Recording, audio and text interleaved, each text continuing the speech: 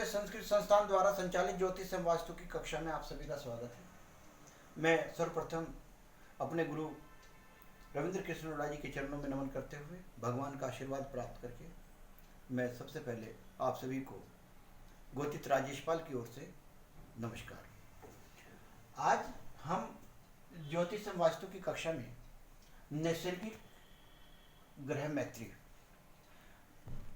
किसी भी ग्रह का नेचुरल क्या स्थिति है। कोई किसी का मित्र होता है, कोई सम होता है, कोई किसी को नुकसान पहुंचाता है। जिस तरीके से इंसान होते हैं, कुछ पड़ोसी ऐसे होते हैं कि बहुत ज़्यादा नुकसान पहुंचाते हैं, जो शत्रु कहलाते हैं। कुछ ऐसे होते हैं कि जो मित्र होते हैं, मित्रवत व्यवहार रहता है।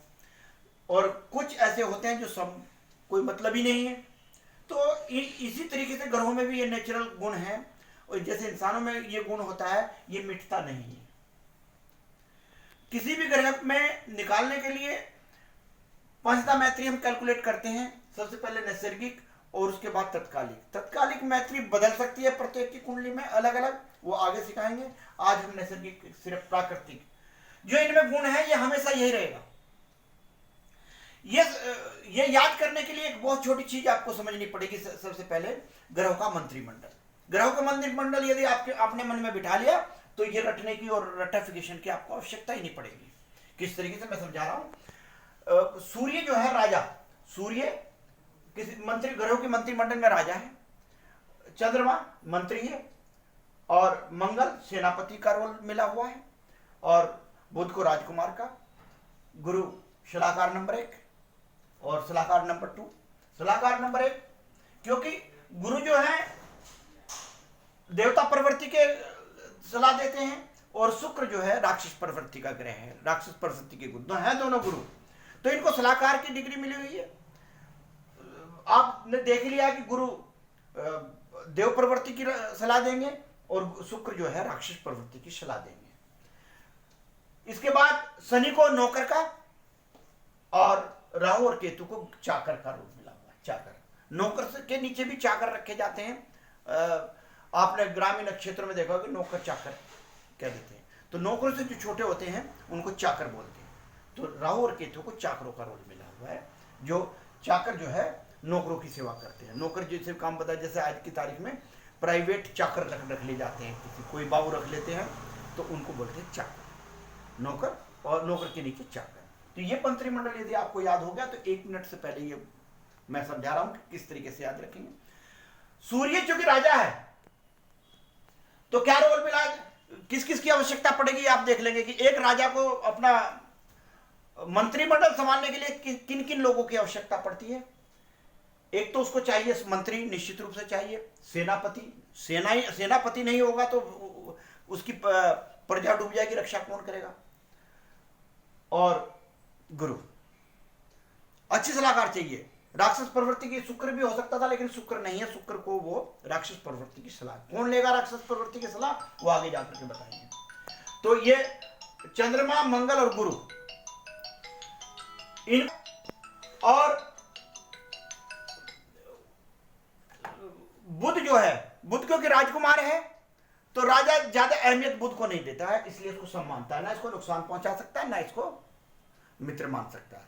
तो राजा की नजरों में राजकुमार जो है ऐसे ही है, बच्चा है। इसके बाद आप देखते हैं शुक्र क्योंकि राक्षस प्रवृत्ति का, इसलिए सूर्य जो है उसको शत्रु मानते हैं। राहु केतु, शनि राहु केतु कोई मतलब नहीं है। नौकर हमेशा राजा से बचता फिर हो जाएगा कि कोई काम ना बताए। तो नौकर चाकरों का तो कोई मतलब ही नहीं है। प्राइवेट आदमी का तो साहब के सामने आने का कोई ऐसा प्रयास नहीं बैठता, इसलिए इस तरीके से आप समझ लेंगे। चंद्रमा चूंकि मंत्री है, चंद्रमा को सबसे ज्यादा आवश्यकता पड़ती है सूर्य की। मंत्रिमंडल में रानी का भी रोल, कहीं कहीं पर आपको रानी का रोल भी याद कर सकते हैं, या मंत्री का रोल मिल सकता है। दोनों में से कोई सा भी कर सकते हैं। बुध चूंकि राजकुमार है तो मंत्री जब तक राजकुमार को अपने उसमें पटाखे नहीं रखेगा तब तक मंत्री को बुध की आवश्यकता पड़ती है। क्योंकि कभी भी बुध जो है राजकुमार कभी भी और कर देगा कि हमारा मंत्री खराब है, क्योंकि इसको एक पीड़ा ये भी रहती है कि शायद मुझे राजा तो इसे ही बनना है बुध को, तो ये आगे जाकर के मुझे हटाना दे मंत्री पद से। तो इसलिए दोनों को, राजा को और बुध, क्योंकि मंत्री है ज्यादा, इनकी आवश्यकता नहीं पड़ती है इसको। इसके बाद आइएगा शनि। ये शनि महाराज हैं। शनि को सम्मानता है, आवश्यकता पड़ जाती है। मंत्री को शनि की भी आवश्यकता पड़ती है, और कभी कभी दोनों गुरुओं की भी आवश्यकता पड़ती है, क्योंकि कभी कभी सलाह दोनों की माननी पड़ती है मंत्री को। तो और मंगल सेनापति, क्योंकि सेनापति को भी सब मानता है, क्योंकि यदि से शत्रुता करेगा तो रक्षा कौन करेगा, सब मानता है। ज्यादा आवश्यकता तो सिर्फ सूर्य और बुध की पड़ती है, राजा की और राजकुमार की। जो नौकर जाकर है, इसको नौकर शनि को सम्माना, तो राहु केतु से कोई मतलब नहीं रहता, क्योंकि बड़ा पद है। इसके बाद सेनापति आएगा। सेनापति को किन किन लोगों की आवश्यकता पड़ती है?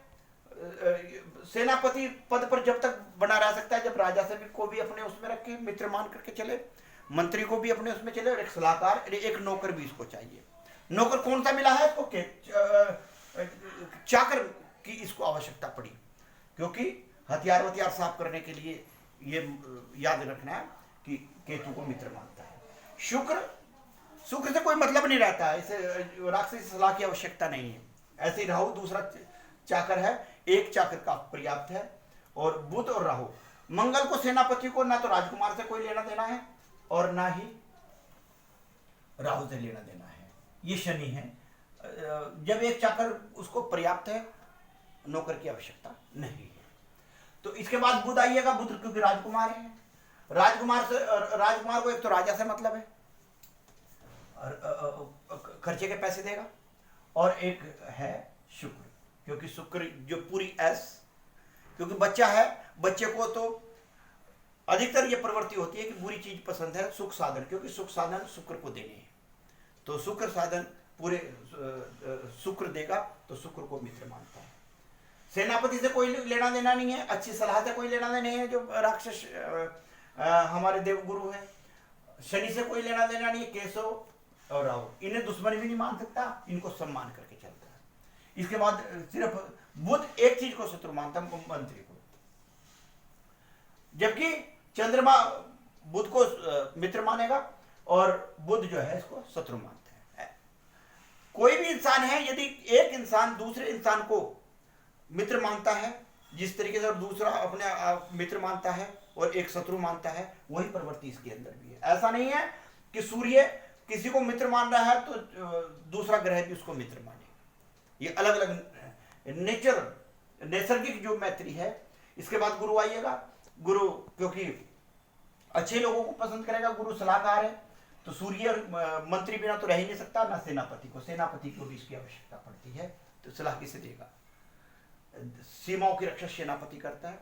इसके बाद में शनि, राहु, केतु, क्योंकि तीनों नौकर की भी गुरु को कोई ज्यादा वो नहीं करता, दुश्मनी नहीं पालता। लेकिन बुध, क्योंकि बुध और शुक्र पेवर दुश्मन है, क्योंकि एक राक्षस सलाहकार है और एक देवता सलाहकार है। एक देवगुरु है, गुरु देवगुरु है, और बुध शुक्र जो है राक्षस गुरु है, शत्रु मानता है।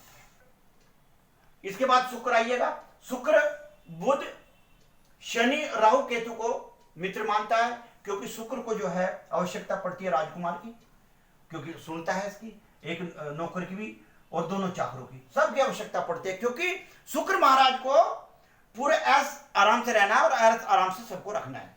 तो यह शुक्र की प्रवृत्ति है। गुरु को और मंगल को यदि दुश्मनी पाल लेगा देवगुरु से तो काम नहीं चलेगा, और सेनापति से भी दुश्मनी नहीं पालने की आवश्यकता है।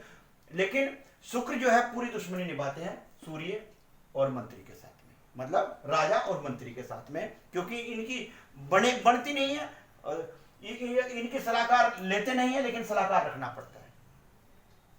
शनि नौकर का रोल है, नौकर बुध इनको भी ऐसा आराम कराता है राजकुमार, और अपने आप भी लेता है। शुक्र और राहु ये मित्र हैं, बाकी गुरु को सम्मानता है नौकर, सूर्य, चंद्रमा, मंगल, केतु इन सब बसता फिरता है, इनको शत्रु मानता है। कोई भी नौकर रख लेते हैं तो आज की तारीख में भी ये नेचर देखी होगी कि बड़ों को अपना अपना शत्रु मान करके चलता है नौकर। राहु चाकर है, तो राहु शुक्र और शनि की आवश्यकता पड़ती है, खर्चे लायक इनसे मिल जाता है, और क्योंकि शनि को ही चाकर रखना है।